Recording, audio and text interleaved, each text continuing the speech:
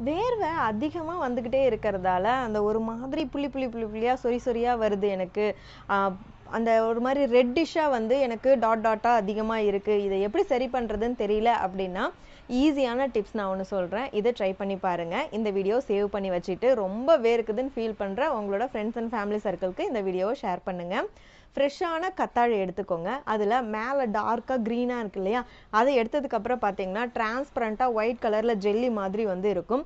So அந்த கத்தாழைய வந்து சின்ன சின்னதா கட் பண்ணி நல்லா தண்ணீல அலசிட்டு, மிக்ஸி ஜார்ல போட்டு நல்லா ஃபைனா அரைச்சிங்கன்னா, ஒரு மாதிரி ஜெல்லி மாதிரி உங்களுக்கு கிடைக்கும். அப்படி இல்லன்னா, நெறைய அரைச்சதுக்கப்புறம் பார்த்தீங்கன்னா, தண்ணி மாதிரி இருக்கும். ஸோ அத வந்து அந்த வேர்க்குரு மேல வந்து நீங்க அப்ளை பண்ணிட்டு, அப்படியே ட்ரை ஆக விட்டுட்டீங்க அப்படின்னா, அந்த வேர்க்குருவால இருக்கக்கூடிய எரிச்சலும் சரியாயிடும். அந்த வேர்க்குரும் வந்து சரியாயிடும்.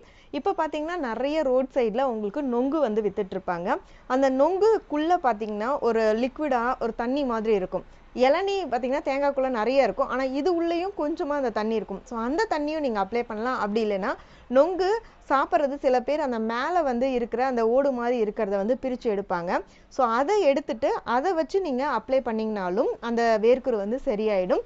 நொங்கு வந்து சாப்பிடுறீங்கன்னா, மறக்காம வேர்க்குரு மேல அத அப்ளை பண்ணுங்க. இல்லன்னா ஃபேஸ்க்கு கூட நீங்க வந்து அப்ளை பண்ணலாம். நல்ல ஒரு க்ளோ உங்களுக்கு வந்து கிடைக்கும். அதுக்கப்புறம் ஃப்ரெஷ்ஷான ஃபீலும் உங்களுக்கு கிடைக்கும். இந்த வீடியோ பிடிச்சிருந்தா லைக் பண்ணிட்டு, உங்களோட ஃப்ரெண்ட்ஸ் அண்ட் ஃபேமிலிக்கு ஷேர் பண்ணுங்க. இருப்பதை வைத்து இன்பமாக வாழலாம். Thank you.